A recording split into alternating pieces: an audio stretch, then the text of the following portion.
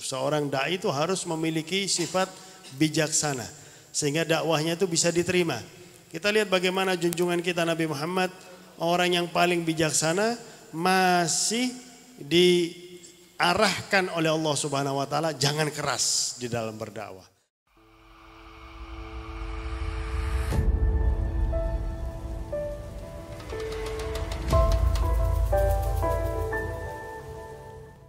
وأقف على وقفات بسيطة في حواصل هذه التبصرة.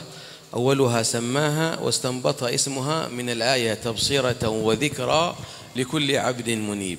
فالله يجعلنا وإياكم من أهل البصر والبصيرة وأهل الذكرى والتذكر والاعتبار والمشي على أقوم سيرة، ويجعلنا وإياكم في صف وجماعة منهج كل عبد منيب إلى الله قريب محب للحبيب. Beliau, mari kita sekarang bahas. Saya tidak akan membahas secara keseluruhan katanya beliau, kita akan bahas karena sudah dibaca. Beliau memulai kitabnya dengan kalimat tabsirah wa dzikra. Ini peringatan bagi setiap hamba yang memang ingin kembali kepada Allah Subhanahu wa taala, yang ingin dekat dengan Allah Subhanahu wa taala, yang ingin dekat dengan junjungan kita Nabi besar Muhammad sallallahu alaihi wasallam.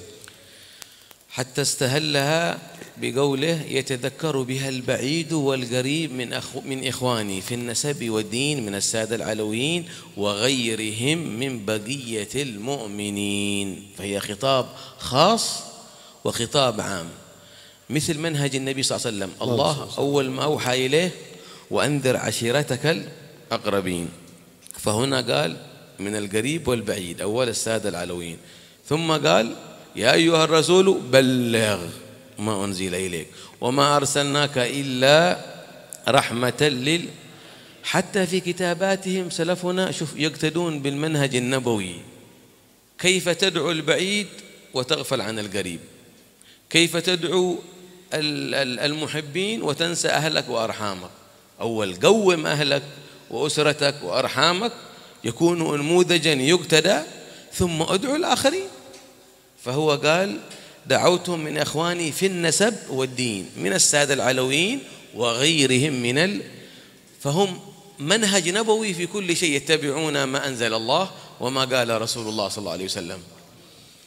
Subhanallah, di sini disampaikan bahwasanya ini adalah memperingatkan bagi orang yang jauh dan yang dekat dari keluargaku senasab, yaitu para Alawiyin, dan juga dari saudara-saudaraku seagama, yaitu sesama umat yang beriman kepada Allah dan Rasulnya. Ini mengikuti junjungan kita Nabi Muhammad. Ketika Nabi Muhammad diutus oleh Allah, pertama kali yang diperintahkan oleh Allah kepada beliau adalah untuk memperingatkan keluarganya yang dekat dulu. Setelah keluarga yang dekat mereka masuk ke dalam agama Islam dan lain sebagainya, maka Allah memerintahkan Nabi Muhammad untuk berdakwah secara umum, secara keseluruhan kepada umat, bahkan diutus oleh Allah untuk sekalian alam. Nah, disinilah para salaf kalau ingin mengarang kitab, sebelum mengarang kitab mereka sudah mengajarkan kepada keluarganya terlebih dahulu. Keluarganya sudah menjadi baik, anak istrinya sudah menjadi baik, barulah mereka mengarang kitab, barulah mereka memperingatkan yang lain. Sebab gak mungkin orang bisa membuat baik orang yang jauh dari dirinya sedangkan dia tidak bisa memperbaiki keluarganya sendiri. والذي نستفيده من استهلاله بهذه الآية والمقدمة في هذا اللقاء ما المعنيون منه نحن، ما المقصود؟ المقصود الذي نستلهمه نفهم خطاب الله لنا كعلماء أو منسوبون إلى العلم نقول، ودعاة منسوبون إلى الدعوة إن شاء الله، لأن أين نحن من مقام العلم والعلماء والدعاء إلى الله، ولكن محب القوم يلحق بالجماعة إن شاء الله، أنت مع من أحببت. تبصرة يجب أن يكون منهج العالم والداعي وشيخ المعهد والكياهي وصاحب المجلس صاحب تبصرة. ما معنى تبصرة؟ صاحب فهم وبصيرة، يضع كل شيء في موضعه ويعطي كل مقام حقه وكل مرتبة حقها، بمعنى أن يقوم بالفرض الواجب بما يسمى بواجب الوقت. الآن ما واجب الوقت؟ تعليم، إرشاد، تحصين طلابنا عن التوجهات الفكرية المضادة للإسلام، الدعاوي السلوكية، عن إثارة الفتنة، عن إثارة البغضاء والفرقة. يجب أن يكون الداعي بصير، لا تنجرف في أي شيء يفرق، بل كن ممن يجمع. لا تتحدث أو تربي التلاميذ على العنصرية والبغضاء، بل على المحبة. لا تربي ولا يكون منهجك القسوة والشدة، ليس كذلك. ولو كنت فظا غليظ القلب لانفضوا من حولك. منهجنا يجب أن يكون في بصيرتنا رحمة، محبة، جمع، ألفة، تقوية طلابنا على هذه الثوابت والأسس في معاهدنا وفي مجالسنا. Di sini yang perlu kita fahami dari maksud beliau memberi nama tafsirah wasiat beliau yang sekarang ini, agar kita menjadi orang-orang yang betul-betul faham dan bijaksana. Sifat ini sudah seharusnya dimiliki oleh para ulama. Kita mau bicara ulama, katanya beliau, sebenarnya kita malu. Maka beliau mengatakan ulama atau yang memiliki hubungan dengan ilmu. Dan pemimpin pondok pesantren atau yang mengurus pondok pesantren. Sudah seharusnya dengan wasiat ini bisa menjadi orang yang faham dan bijaksana. Dan memahami apa kewajiban para ulama atau pemimpin pondok pesantren di zaman sekarang. Karena zamannya sudah seperti sekarang yang kita tahu. Maka sudah seharusnya tetap para ulama dan para pembina pondok pesantren untuk mengajarkan kepada para santrinya ilmu dan juga memberi bimbingan kepada mereka dan mengajarkan kepada mereka tata cara berdakwah dengan baik dan benar. Jangan sampai berlebih-lebihan di dalam berdakwah. Berdakwah harus bijaksana, katanya beliau. Seorang dai itu harus memiliki sifat bijaksana sehingga dakwahnya itu bisa diterima. Kita lihat bagaimana junjungan kita Nabi Muhammad, orang yang paling bijaksana, masih diarahkan oleh Allah Subhanahu wa taala jangan keras di dalam berdakwah. Sudah seharusnya para ulama, para pembina pondok pesantren membimbing para santrinya agar bisa dakwah secara bijaksana, mengikuti cara dakwah orang yang paling bijaksana. Sebab cara dakwah mereka kita lihat sepanjang sejarah menjadi cara dakwah yang paling berhasil dan bisa diterima. نعم، يجب أن يكون الداعي والشيخ وصاحب المجلس بصير، يعني فاهم للأمور، مبصر لغيره. Maka katanya beliau sudah seharusnya para ulama dan para dai menjadi basir. Basir itu memahami ilmu dan bijaksana. مبصر حتى للمتشدد، حتى للعدو، حتى للمبغض. كيف تفكر بأي بصيرة وحكمة تنقذه وتخرجه من دائرة الغضب والشدة والإثارة.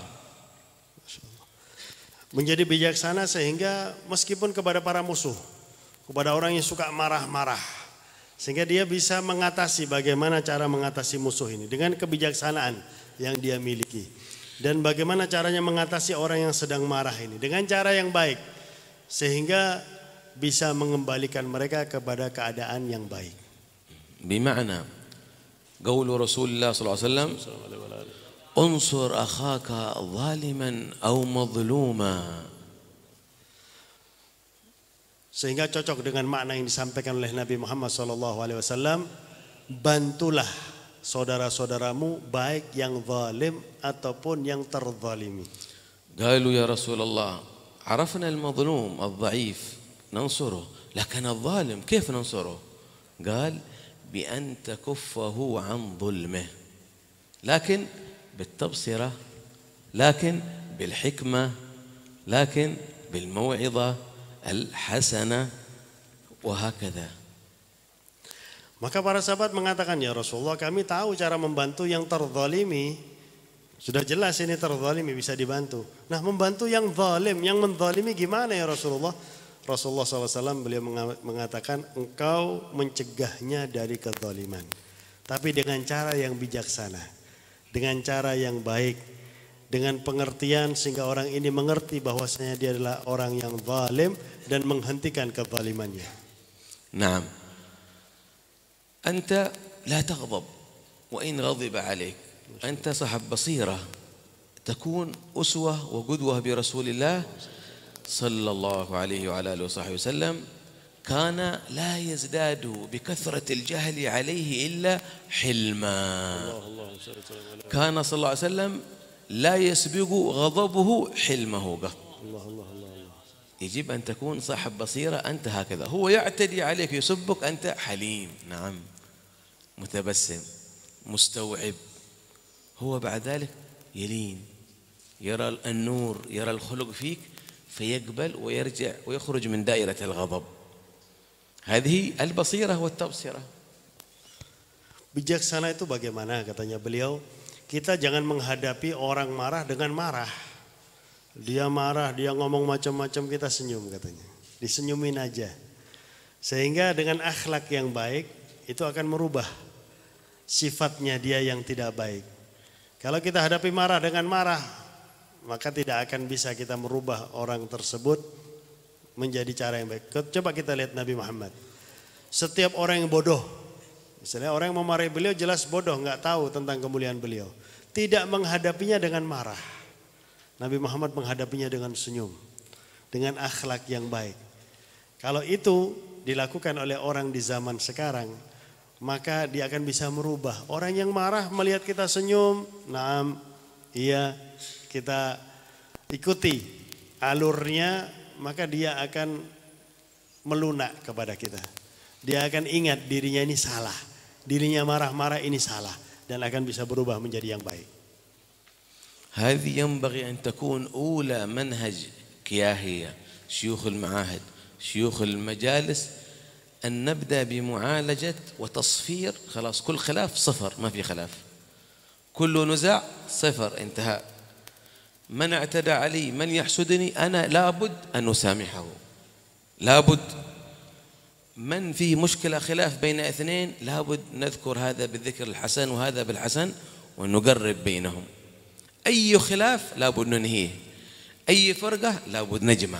لابد في مرحلتنا هذه محتاجون لنصرة الإسلام والمسلمين ونصرة رسول الله صلى الله عليه وسلم لكي نحافظ على الرحمة والمحبة وحقيقة شرف الديانة والرسالة. Dan inilah sudah seharusnya sifat yang dimiliki oleh para pemangku pondok pesantren, para pembina majelis-majelis yang memiliki santri. Jangan sampai menghadapi sesuatu yang salah dengan sesuatu yang salah. Jadi kalau mereka marah, kita hadapi dengan tenang. Kita bisa merubah yang marah menjadi baik, menjadi tidak marah. Perbedaan pendapat bisa jadi satu pendapat. Ada perpisahan, kita damaikan. Ada pertikaian, kita damaikan. Kalau ada yang memarahi saya, memuji saya, mencaci maki saya maafkan. Sudah seharusnya sifat ini ada pada diri seorang pengasuh pondok pesantren, pembina majelis, dan tokoh.